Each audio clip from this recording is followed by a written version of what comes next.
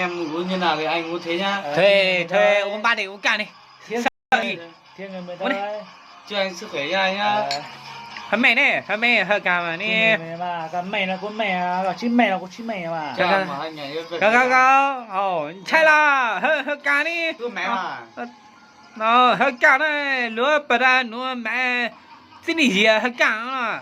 Ô. Trẻ tưởng. Ôi, hơi chết rồi, hơi khá là này nè. Lên cái gì hả? Thôi tao. Thật mà. Cái nên đứa chó là, Chứ là hay muốn để đây à. Cái nên đứa chó là. À. Cho phi hơi xiết. Không phê chứ phải. Mẹ thôi ta có, bê hết ta có.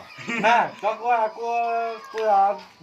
Nè, đào quẹ, đà pha phửa cho hở. Thôi vậy. Chuyện đó là Mẹ